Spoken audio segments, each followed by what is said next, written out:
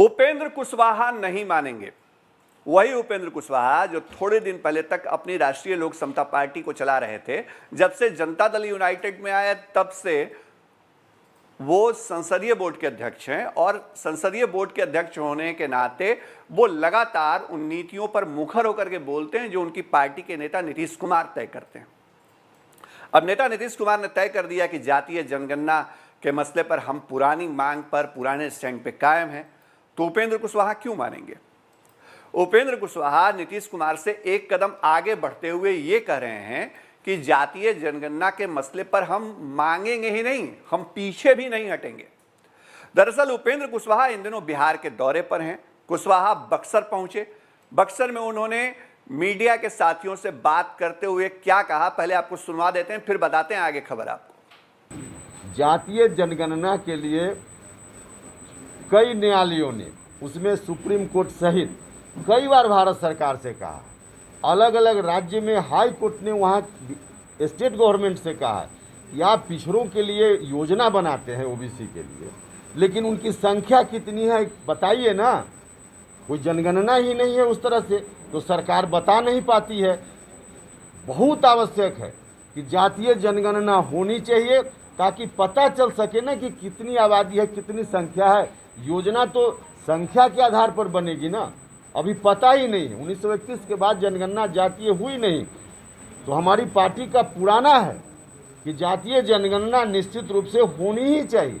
नेता प्रतिपक्ष लगातार आरोप लगा रहे हैं कि नीतीश सरकार जो है भ्रष्टाचार, जो भ्रष्टाचारी अफसर है उनको बचाने में लगी हुई, इसको लेकर क्या करेंगे? केंद्र सरकार ये जातीय जनगणना में सहमत नहीं है, तो फिर आप भैया सहमत नहीं है, सुन लीजिए, सहमत नहीं है तो भारतीय जनता पार्टी अलग पार्टी है, जनता दल यूनाइटेड अलग पार्टी है। हम लोग अलायंस में हैं, कोई एक पार्टी नहीं है। अब उनकी राय अलग हो सकती है, कई मामलों में हमारी राय अलग हो सकती है, जो हमारी राय अलग है। बिहार में धर्म परिवर्तन तेजी से चल रहा है। धर्म परिवर्तन, आज मेरी इच्छा हो जाए कि कल मैं इस्लाम धर्म को कबूल कर लूं, तो कोई रोक देगा क्या? हिंदुस्तान का संविधान हमको परमिट करता है।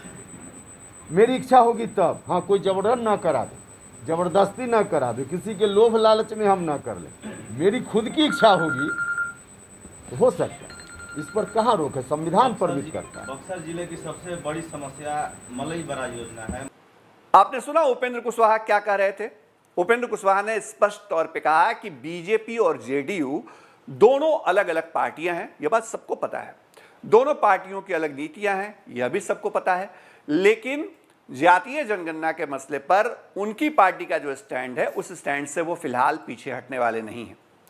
सबसे बड़ी चिंता की बात यह है कि बीजेपी जो जातीय जनगणना को खारिज कर चुकी है, मोदी सरकार, उसके सामने अब नीतीश कुमार खड़े हैं और उनके नीतीश कुमार से एक कदम आगे यहां उपेंद्र कुशवाहा खड़े नजर आ रहे हैं बयान के मामले में। लेकिन धर्मांतरण के मसले पर भी कुशवाहा ने जो बड़ा बयान दिया, उस पर ध्यान देने की जरूरत है। बिहार में इन दिनों धर्मांतरण की खबरें आ रही हैं।